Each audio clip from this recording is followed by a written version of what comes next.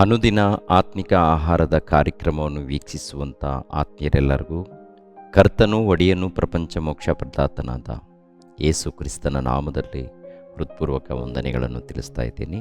ಆತ್ಮಿಕ ಆಶೀರ್ವಾದವು, ಸಮಾಧಾನವು, ಸಂತೋಷವು, ಆರೋಗ್ಯವು ತಂದೆಯಾದ ದೇವರು ಯೇಸು ಕ್ರಿಸ್ತರ ಮೂಲಕ ಅನುಗ್ರಹಿಸಲಿ ಎಂದು ದೇವರನ್ನು ಪ್ರಾರ್ಥಿಸುತ್ತೇನೆ.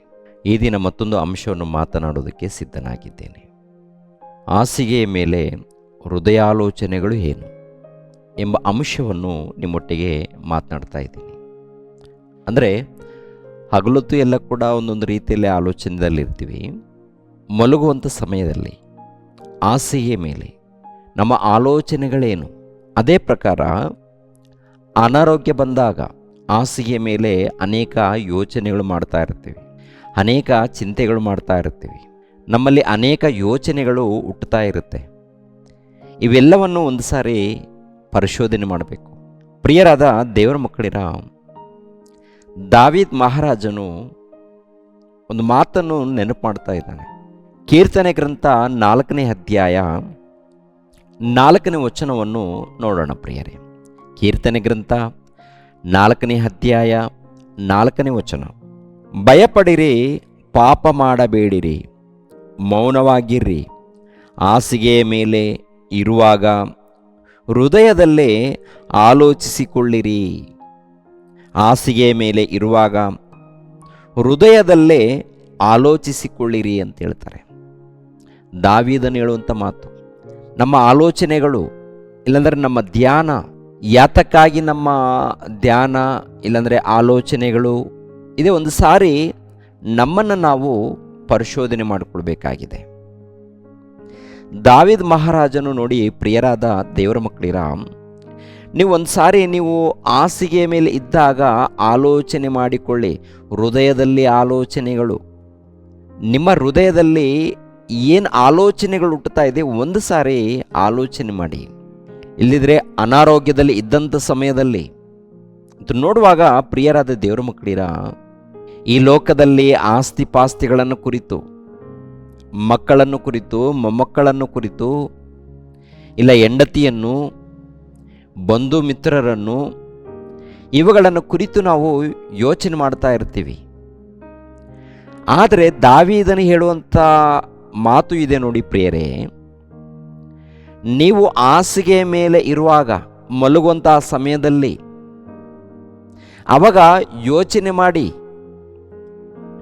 ಏನನ್ನ ಯೋಚನೆ ಮಾಡಬೇಕು? ದಾವೀದನು ಏನು ಯೋಚನೆ ಮಾಡಿದ್ದಾನೆ ಅಂತ ನೋಡುವಾಗ, ಪ್ರಿಯರಾದ ದೇವರ ಮಕ್ಕಳಿರ,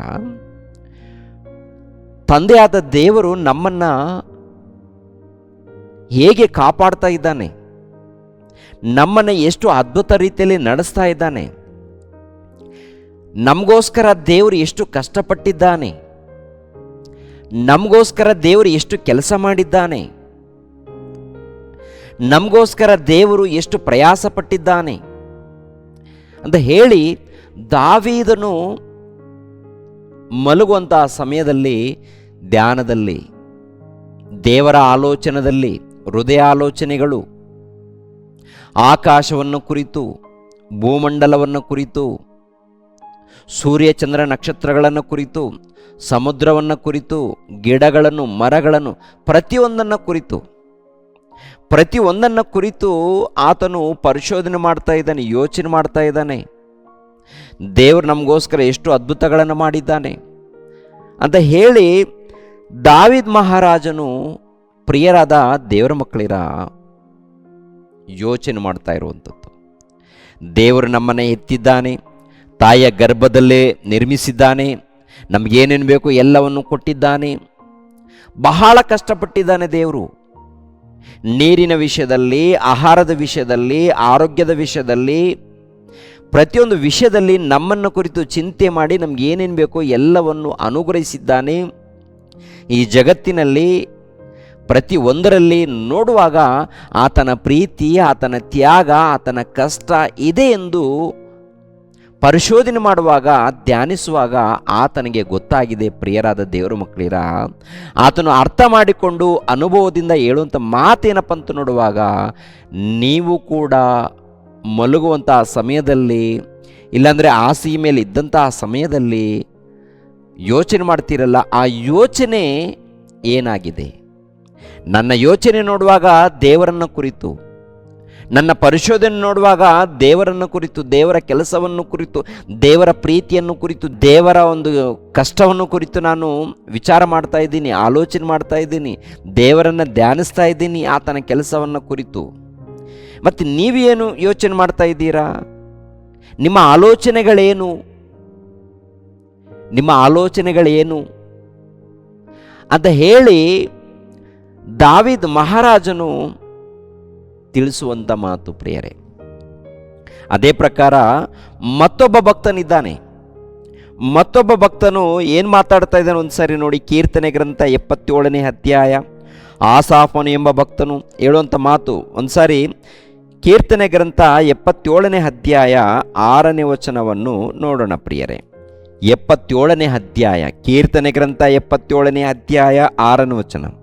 ನಾನು ರಾತ್ರಿಯಲ್ಲಿ ಮಾಡುತ್ತಿದ್ದ ಗಾನವನ್ನು ನೆನೆಸಿಕೊಳ್ಳುವೆನು, ನನ್ನ ಆಂತರ್ಯದಲ್ಲಿ ಮಾತಾಡಿಕೊಳ್ಳುವೆನು ಅಂದುಕೊಂಡು ಮನಸ್ಸಿನಲ್ಲಿ ವಿಚಾರಿಸಿಕೊಂಡದ್ದೇನೆಂದರೆ ಅಂದರೆ ದೇವರ ಬಗ್ಗೆ, ದೇವರ ಕೆಲಸದ ಬಗ್ಗೆ ವಿಚಾರ ಮಾಡ್ತಾ ಇದ್ದಾನೆ. ಹಾಸಿಗೆ ಮೇಲೆ ಮಲಗುವಂಥ ಸಮಯದಲ್ಲಿ, ರಾತ್ರಿ ನಿದ್ದೆ ಮಾಡುವಂತಹ ಸಮಯದಲ್ಲಿ ದೇವರನ್ನ ನೆನೆಸಿಕೊಂಡು ದೇವರ ಕೆಲಸವನ್ನು ಎಂಥ ಆಲೋಚನೆ ನೋಡುವಾಗ 16ನೇ ವಚನವನ್ನು ಗಮನಿಸಿರಿ ಪ್ರಿಯರೇ. ದೇವರೇ, ಜಲರಾಶಿಗಳು ನಿನ್ನನ್ನು ಕಂಡವು, ಕಾಣುತ್ತಲೇ ತಳಮಳಗೊಂಡವು, ತಳದವರೆಗೂ ಅಲ್ಲೋಕಲ್ಲೋಲವಾದವು. ಮೇಘಮಂಡಲವು ಮಳೆಗರೆಯಿತು, ಅಂತರಿಕ್ಷವು ಗರ್ಜಿಸಿತು, ನಿನ್ನ ಬಾಣಗಳು ಎಲ್ಲ ಕಡೆಯೂ ಆರಿದವು, ಬಿರುಗಾಳಿಯಲ್ಲಿ ನಿನ್ನ ಗುಡುಗು ಕೇಳಿಸಿತು, ಮಿಂಚುಗಳು ಭೂಮಂಡಲಗಳನ್ನು ಬೆಳಗಿಸಿದವು, ಭೂಮಿಯು ಅಲ್ಲಾಡಿ ಕಂಪಿಸಿತು. ನೀನು ಸಮುದ್ರದಲ್ಲಿ ಮಾರ್ಗ ಮಾಡಿದ್ದಿ, ಮಹಾ ಜಲರಾಶಿಗಳನ್ನು ದಾಟಿದ್ದಿ, ನಿನ್ನ ಹೆಜ್ಜೆಯ ಗುರುತು ಕಾಣಲಿಲ್ಲ. ಕುರುಬನು ಕುರಿ ಹಿಂಡನ್ನು ಹೇಗೋ ಹಾಗೆ ನೀನು ಮೋಶೆ ಆರೋನನ ಮುಖಾಂತರ ನಿನ್ನ ಪ್ರಜೆಯನ್ನು ಕರೆದೊಯ್ದಿ ಅಂತ. ಅಂದರೆ ಆಸಾಫನು ಎಂಬ ಒಬ್ಬ ಭಕ್ತನು ದೇವರ ಕೆಲಸವನ್ನು ಕುರಿತು ವಿಚಾರ ಮಾಡ್ತಾ ಇದ್ದಾನೆ, ಪರಿಶೋಧನೆ ಮಾಡ್ತಾ ಇದ್ದಾನೆ. ನೋಡಿ, ಆಕಾಶವನ್ನಾಗಿರ್ಬೋದು, ಸಮುದ್ರವನ್ನಾಗಿರ್ಬೋದು, ಭೂಮಿಯನ್ನಾಗಿರ್ಬೋದು, ಇವೆಲ್ಲವನ್ನು ವಿಚಾರ ಮಾಡುವಾಗ ಇದೆಲ್ಲ ಕೂಡ ದೇವರ ಕೆಲಸ ಇದೆ, ದೇವರ ಕೃಪೆ ಮೂಲಕ ಕೆಲಸ ನಡೀತಾ ಇದೆ ಅಂತ ಆತನಿಗೆ ಅರ್ಥ ಆಗಿದೆ ಪ್ರಿಯರೇ. ಇವತ್ತು ನಿನಗೂ ನನಗೂ ಅರ್ಥ ಆಗಿದೆಯಾ? ನೀವು ಪ್ರಾರ್ಥನೆ ಮಾಡ್ತಾ ಇದ್ದೀರಾ, ವಿಜ್ಞಾಪನೆ ಮಾಡ್ತಾ ಇದ್ದೀರಾ, ಆರಾಧನೆಗೆ ಹೋಗ್ತಾ ಇದ್ದೀರಾ, ಎಲ್ಲವನ್ನು ಮಾಡ್ತಾ ಇದ್ದೀರಾ. ಆದರೆ ನಮ್ಮ ಆಲೋಚನೆಗಳೇನಾಗಿದೆ? ನಮ್ಮ ವಿಚಾರಗಳೇನಾಗಿದೆ? ನಮ್ಮ ಧ್ಯಾನ ಏನಾಗಿದೆ? ಯಾತಕ್ಕಾಗಿ ನಮ್ಮ ಆಲೋಚನೆ, ಯಾತಕ್ಕಾಗಿ ನಮ್ಮ ಧ್ಯಾನ ಅನ್ನೋದನ್ನು ಒಂದು ಸಾರಿ ನಿಮ್ಮನ್ನು ನೀವು ಪರಿಶೋಧನೆ ಮಾಡಿಕೊಳ್ಳಿ ಪ್ರಿಯರಾದ ದೇವರ ಮಕ್ಕಳಿರ. ಅದೇ ರೀತಿಯಲ್ಲಿ ಇನ್ನೊಬ್ಬ ಭಕ್ತನ ಹೇಳ್ತಾನೆ ಪ್ರಿಯರೇ. ಇನ್ನೊಬ್ಬ ಭಕ್ತನ ಹೇಳುವಂಥ ಮಾತನ್ನು ನಾವು ಗಮನಿಸೋಣ. ಮೀಕನು ಗ್ರಂಥ 2ನೇ ಅಧ್ಯಾಯ 1ನೇ ವಚನದಿಂದ ನೋಡೋಣ ಪ್ರಿಯರೇ. ಮೀಕನ ಗ್ರಂಥ 2ನೇ ಅಧ್ಯಾಯ 1ನೇ ವಚನ. ತಮ್ಮ ಹಾಸಿಗೆಗಳಲ್ಲೇ ಅನ್ಯಾಯವನ್ನು ಯೋಚಿಸಿ ಕೇಡನ್ನು ಕಲ್ಪಿಸುವವರ ಗತಿಯನ್ನು ಏನು ಹೇಳಲಿ? ಉದಯದ ಬೆಳಕಿನಲ್ಲಿ ಅದನ್ನು ನಡೆಸುವರು, ಅದು ಅವರ ಕೈವಶವಷ್ಟೇ. ಹೊಲಗದ್ದೆಗಳನ್ನು ದುರಾಸೆಯಿಂದ ಆಕ್ರಮಿಸಿಕೊಳ್ಳುತ್ತಾರೆ, ಮನೆಗಳನ್ನು ಲೋಭದಿಂದ ಅಪಹರಿಸುತ್ತಾರೆ, ಮನೆಯವನನ್ನು ಸ್ವಾಸ್ಥ್ಯದವನನ್ನು ತುಳಿದು ಬಿಡುತ್ತಾರೆ. ಆದ ಕಾರಣ ಯೆಹೋವನು ಇಂತೆನ್ನುತ್ತಾನೆ, ಹೀಗೋ ಈ ವಂಶಕ್ಕೆ ನಾನೇ ಕೇಡನ್ನು ಕಲ್ಪಿಸುತ್ತೇನೆ, ಅದರ ಭಾರದಿಂದ ನಿಮ್ಮ ಕುತ್ತಿಗೆಗಳನ್ನು ತಪ್ಪಿಸಿಕೊಳ್ಳಲಾರಿರಿ. ನೀವು ತಲೆ ಎತ್ತಿ ನಡೆಯೋದಕ್ಕಾಗದು, ಅದು ಕೆಟ್ಟ ಕಾಲವೇ ಸರಿ ಅಂತ ಹೇಳ್ತಾರೆ. ನೋಡಿ, ದೇವರು ಮೀಕನ ಮೂಲಕ ನುಡಿಯುವಂಥ ಮಾತು. ಮನುಷ್ಯರು ಹೇಗಿದ್ದಾರಂತೆ ನೋಡುವಾಗ ಯೋಚನೆ, ಹಾಸಿಗೆ ಮೇಲೆ ಯೋಚನೆ, ಮಲಗುವಂತಹ ಸಮಯದಲ್ಲಿ ಯೋಚನೆ. ಎಂಥ ಯೋಚನೆ ಪಂತು ನೋಡುವಾಗ ಕೆಟ್ಟ ಯೋಚನೆಗಳು, ಕೆಟ್ಟ ಆಲೋಚನೆಗಳು. ಇನ್ನೊಬ್ಬರ ಆಸ್ತಿಯನ್ನು ಜಪ್ತಿ ಮಾಡೋದಕ್ಕೆ, ಮೋಸ ಮಾಡೋದಕ್ಕೆ, ಇಲ್ಲಾಂದರೆ ಬಡ್ಕೊಳ್ಳೋದಕ್ಕೆ, ಇಲ್ಲಾಂದರೆ ಸ್ವಾಧೀನಪಡಿಸ್ಕೊಳ್ಳೋದಕ್ಕೆ, ಇಂಥ ಕೆಟ್ಟ ಕೆಟ್ಟ ಆಲೋಚನೆಗಳು, ಕೆಟ್ಟ ಕೆಟ್ಟ ಆಲೋಚನೆಗಳು, ದುರಾಲೋಚನೆಗಳು. ಒಳ್ಳೆಯ ಆಲೋಚನೆಗಳಿರಬೇಕು. ದೇವ್ರ ಬಗ್ಗೆ ಯೋಚನೆ ಮಾಡಬೇಕು, ದೇವ್ರ ಬಗ್ಗೆ ವಿಚಾರ ಮಾಡಬೇಕು. ಅದನ್ನು ಬಿಟ್ಟು ಏನು ವಿಚಾರ ಮಾಡ್ತಾ ಇದ್ದಾರೆ, ದಾವೀದನಾಗಿರ್ಬೋದು, ಆಸಾಫನಾಗಿರ್ಬೋದು, ಇನ್ನೊಬ್ಬ ಭಕ್ತರಾಗಿರ್ಬೋದು, ಮಲಗುವಂತಹ ಸಮಯದಲ್ಲಿ ದೇವರನ್ನು ಧ್ಯಾನಿಸ್ತಾ ಇದ್ದಾರೆ, ದೇವ್ರು ಮಾಡಿರುವಂಥ ಕೆಲಸವನ್ನು ವಿಚಾರ ಮಾಡ್ತಾ ಇದ್ದಾರೆ. ಇನ್ನು ಕೆಲವರು ನೋಡುವಾಗ ದೇವ್ರ ಬಗ್ಗೆ ವಿಚಾರ ಅಲ್ಲ ಪ್ರಿಯರೇ, ಅವರನ್ನು ಮೋಸ ಮಾಡೋಣ, ಇವರನ್ನು ಮೋಸ ಮಾಡೋಣ, ಅವರ ಆಸ್ತಿಯನ್ನು ಯಾವ ರೀತಿ ಸ್ವಾಧೀನಪಡಿಸ್ಕೊಳ್ಳೋಣ, ಇವರನ್ನು ಯಾವ ರೀತಿ ಸ್ವಾಧೀನಪಡಿಸ್ಕೊಳ್ಳೋಣ, ಇಲ್ಲಾಂದರೆ ಹಣವನ್ನು, ಇಲ್ಲಾಂದರೆ ಹೆಣ್ಣನ್ನು ಯಾವುದೋ ಒಂದು ರೀತಿಯಲ್ಲಿ ಸ್ವಾಧೀನಪಡಿಸ್ಕೊಳ್ಳೋಣ ಅಂತ ಎಂಬುವಂಥ ಆಲೋಚನೆಯಲ್ಲಿ ತಮ್ಮ ಕಾಲವನ್ನು ಕಳೀತಾ ಇದ್ದಾರೆ. ರಾತ್ರಿ ಏನು ಆಲೋಚನೆಗಳು, ಆನಂತರ ಬೆಳಗ್ಗೆ ಎದ್ದ ತಕ್ಷಣ ಏನ್ರಿ ಆ ಕೆಟ್ಟ ಕೆಲಸವನ್ನು ಮಾಡೋದಕ್ಕೆ ಸಿದ್ಧರಾಗ್ತಾರಂತೆ ಪ್ರಿಯರೇ. ನೋಡಿ, ಈ ಸಮಾಜದಲ್ಲಿ ನೋಡಿ ಪ್ರಿಯರಾದ ದೇವರ ಮಕ್ಕಳಿರ, ಏನ್ರಿ ಅಮಾಯಕರನ್ನು ದೋಚ್ಕೊಳ್ತಾ ಇರ್ತಾರೆ, ಏನ್ರಿ ಬೆದರಿಸಿ, ಅನ್ಯಾಯ ಮಾಡಿ, ಒಂದು ರೀತಿಯಲ್ಲಿ ದಾಳಿ ಮಾಡಿ ದೋಚಿಕೊಳ್ಳುವಂಥದ್ದು ನೋಡ್ತೀವಿ. ಅದಕ್ಕೆ ಅನೇಕರು ಮೋಸಗಾರರಿದ್ದಾರೆ. ಏನು ಯೋಚನೆ, ಅವ್ರ ಯೋಚನೆ ಏನಿದೆ ಅಂತ ನೋಡುವಾಗ ದೇವರು ತಿಳಿಸುವಂಥ ಮಾತು, ತಮ್ಮ ಹಾಸಿಗೆಗಳಲ್ಲೇ ಅನ್ಯಾಯವನ್ನು ಯೋಚಿಸಿ ಕೇಡನ್ನು ಕಲ್ಪಿಸುವವರ ಗತಿಯನ್ನು ಏನು ಹೇಳಲಿ, ಉದಯದ ಬೆಳಕಿನಲ್ಲಿ ಅದನ್ನು ನಡೆಸುವರು, ಅದು ಅವರ ಕೈವಶವಷ್ಟೇ. ಹೊಲಗದ್ದೆಗಳನ್ನು ದುರಾಸೆಯಿಂದ ಆಕ್ರಮಿಸಿಕೊಳ್ಳುತ್ತಾರೆ, ಮನೆಗಳನ್ನು ಲೋಭದಿಂದ ಅಪಹರಿಸುತ್ತಾರೆ, ಮನೆಯನ್ನು, ಮನೆಯವನನ್ನು, ಸ್ವಾಸ್ಥ್ಯದವನನ್ನು ತುಳಿದು ಬಿಡುತ್ತಾರೆ. ಹೇಗಿದ್ದಾರೆ ನೋಡಿ ಪ್ರಿಯರೇ. ಒಳ್ಳೆದೇನಾದರೂ ಯೋಚನೆ ಮಾಡ್ತಾ ಇದ್ದಾರಪ್ಪ ಅಂತ ನೋಡುವಾಗ ಇಲ್ಲ. ಇನ್ನೊಂದು ವಚನವನ್ನು ಕೂಡ ನೋಡೋಣ, ಯೆಶಾಯನ ಗ್ರಂಥ ಮತ್ತೊಂದು ವಚನವನ್ನು ನೋಡೋಣ ಪ್ರಿಯರೇ. ಯೆಶಾಯನ ಗ್ರಂಥ 5ನೇ ಅಧ್ಯಾಯ, ಯೆಶಾಯನ ಗ್ರಂಥ 5ನೇ ಅಧ್ಯಾಯ 8ನೇ ವಚನವನ್ನು ನೋಡೋಣ ಪ್ರಿಯರೇ. 8ನೇ ವಚನ, ಅಯ್ಯೋ, ಮನೆಗೆ ಮನೆಯನ್ನು, ಹೊಲಕ್ಕೆ ಹೊಲವನ್ನು ಸೇರಿಸಿಕೊಳ್ಳುತ್ತಾ ಬಂದು ಇತರಿಗೆ ಸ್ವಲ್ಪ ಸ್ಥಳವನ್ನು ಬಿಡದೆ ದೇಶದ ಮಧ್ಯದಲ್ಲಿ ತಾವಾಗಿ ವಾಸಿಸುವರ ಗತಿಯನ್ನು ಏನು ಹೇಳಲಿ. ನನ್ನ ಕಿವಿಯಲ್ಲಿ ಸೇನಾಧೀಶ್ವರನಾದ ಯೆಹೋವನ ಒಂದು ಮಾತು ಬಿದ್ದಿತು, ನೋಡಿರಿ, ಸೊಗಸಾದ ಅನೇಕ ದೊಡ್ಡ ಮನೆಗಳನ್ನು ವಾಸಿಸುವವರೇ ಇಲ್ಲದೆ ಖಂಡಿತವಾಗಿ ಹಾಳಾಗುವು. ನೋಡಿ ಪ್ರಿಯರಾದ ದೇವರ ಮಕ್ಕಳಿಗೆ, ಇಲ್ಲಿ ಕೂಡ ನೋಡುವಾಗ ದೇವರು ಯೆಶಾಯನ ಮೂಲಕ ನುಡಿಯುವಂಥ ಮಾತು, ಮನೆಗೆ ಮನೆಯನ್ನು, ಹೊಲಕ್ಕೆ ಹೊಲವನ್ನು ಸೇರಿಸಿಕೊಳ್ಳುತ್ತಾ ಬಂದು ಇತರರಿಗೆ ಸ್ವಲ್ಪ ಸ್ಥಳವನ್ನು ಬಿಡದೆ ದೇಶದ ಮಧ್ಯದಲ್ಲಿ ತಾವಾಗಿ ವಾಸಿಸುವವರು.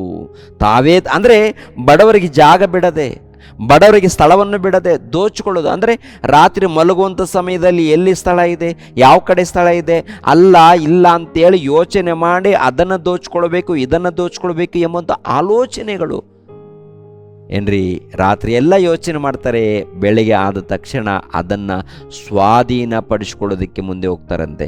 ಇಂಥವರೆಲ್ಲರನ್ನ ಕುರಿತು ಯಾರು ನೋಡ್ತಾ ಇದ್ದಾರೆ? ದೇವರು ನೋಡ್ತಾರೆ, ದೇವರು ಗಮನಿಸ್ತಾ ಇದ್ದಾರೆ. ದೇವರು ಗಮನಿಸಿ ಕೊನೆಯದಾಗಿ ಮಾಡುವಂಥದ್ದು ಏನು ಗೊತ್ತಾ ಪ್ರಿಯರೇ?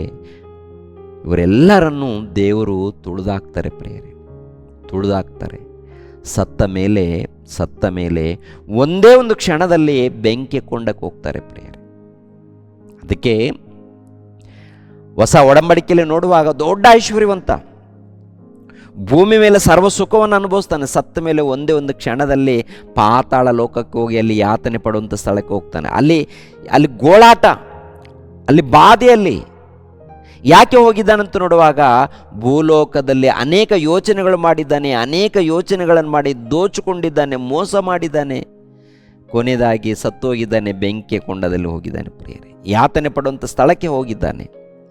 ಲಾಜರ್ನಿದ್ದಾನೆ, ಭೂಲೋಕದಲ್ಲಿ ದೇವರ ಧ್ಯಾನದಲ್ಲಿದ್ದಾನೆ, ಭಕ್ತಿಯಿಂದ ಜೀವಿಸಿದ್ದಾನೆ. ಕೊನೆಯದಾಗಿ ಸತ್ತೋದ ಮೇಲೆ ಪರದೈಸಿಗೆ ಸೇರಿಕೊಳ್ತಾನೆ. ಇವಾಗ ನಾವು ಏನು ಯೋಚನೆ ಮಾಡ್ತಾ ಇದ್ದೀವಿ? ನಾವು ನಿಮ್ಮ ಯೋಚನೆಯೇನು, ನಮ್ಮ ಯೋಚನೆಯೇನು, ನಮ್ಮ ಆಲೋಚನೆಗಳು ಏನಾಗಿದೆ? ಭೂಲೋಕದಲ್ಲಿ ಆಸ್ತಿ ಪಾಸ್ತಿ ಕೂಡಿಟ್ಕೊಳ್ಬೇಕು ಎಂಬುವಂಥ ಆಲೋಚನೆ ಇದೆಯಾ? ಅಥವಾ ಇನ್ನು ಬೇರೆ ಏನಾದರೂ ಆಲೋಚನೆಗಳಿದೆಯಾ? ಇದ್ರೆ ಮೋಸ ಹೋಗ್ತೀವಿ. ಮತ್ತೇನು ಮಾಡಬೇಕು? ದೇವರ ಬಗ್ಗೆ ಯೋಚನೆ ಮಾಡಬೇಕು, ದೇವರ ಕೆಲಸವನ್ನು ಕುರಿತು ಅರ್ಥ ಮಾಡ್ಕೊಳ್ಬೇಕು, ದೇವರ ಕೆಲಸವನ್ನು ಕುರಿತು ಯೋಚನೆ ಮಾಡಿ ಭಯ ಭಕ್ತಿಯಿಂದ ಜೀವಿಸಬೇಕು. ದೇವರ ಕಾರ್ಯಗಳನ್ನು ಯೋಚನೆ ಮಾಡಿ ದೇವರು ಮೆಚ್ಚುವಂಥ ಕೆಲಸವನ್ನು ನಾವು ಮಾಡಿ ಜೀವಿತನ ಮುಗಿಸ್ಕೊಂಡು ಹೋದಾಗ ನಿತ್ಯ ಜೀವನ ಪಡ್ಕೊಳ್ತೀವಿ ಪ್ರಿಯರೇ. ಆ ನಿತ್ಯ ಜೀವನ ಪಡ್ಕೊಳ್ಬೇಕಾದ್ರೆ ದೇವರ ಧ್ಯಾನದಲ್ಲಿರೋಣ, ದೇವರ ಬಗ್ಗೆ ಯೋಚನೆ ಮಾಡೋಣ, ದೇವರ ಕೆಲಸದ ಬಗ್ಗೆ ಯೋಚನೆ ಮಾಡೋಣ. ಭಯ ಭಕ್ತಿಯಿಂದ ಜೀವಿಸಿ ಈ ಜೀವಿತ ಕಾಲ ಮುಗಿಸ್ಕೊಂಡು ನಿತ್ಯ ಜೀವವನ್ನು ಪಡ್ಕೊಳ್ಳೋಣ ಪ್ರಿಯರೇ. ಅದು ದೇವರ ಮೂಲಕ ಸಿಗುತ್ತೆ. ದೇವರು ನಿಮ್ಮನ್ನು ನನ್ನನ್ನು ಆಶೀರ್ವದಿಸಲಿ. ತಲೆಬಾಗಿಸಿರಿ, ಪ್ರಾರ್ಥನೆ ಮಾಡಿ ಮುಗಿಸುತ್ತೇನೆ ಪ್ರಿಯರೇ. ಸರ್ವವನ್ನು ಸರ್ವಲೋಕವನ್ನು ಉಂಟು ಮಾಡಿರುವಂಥ ಸರ್ವಶಕ್ತನಾದ ನಮ್ಮ ತಂದೆಯಾದ ದೇವ, ನಿಮಗೆ ಸ್ತೋತ್ರಗಳು, ಕೃತಜ್ಞತೆಗಳು ತಂದೆ. ನೇರ ಪ್ರಸಾರದಲ್ಲಿ ಎಷ್ಟು ಮಂದಿ ನಿಮ್ಮ ಮಕ್ಕಳು ವೀಕ್ಷಿಸಿದ್ದಾರೋ ಎಲ್ಲರನ್ನು ಹೆಸರುಗಳಿಂದ ಆಶೀರ್ವದಿಸಿ ನೆಮ್ಮದಿ, ಶಾಂತಿ, ಸಮಾಧಾನವನ್ನು, ಆತ್ಮಿಕ ಆಶೀರ್ವಾದವನ್ನು, ಆರೋಗ್ಯವನ್ನು ಪ್ರತಿ ಕುಟುಂಬಕ್ಕೆ ದಯಪಾಲಿಸಿ. ಯೇಸು ಪವಿತ್ರ ನಾಮದಲ್ಲಿ ಬೇಡಿ ಹೊಂದಿದ್ದೇವಪ್ಪ ತಂದೆಯೇ, ಆಮೇನ್. ಎಲ್ಲರಿಗೂ ವಂದನೆಗಳು.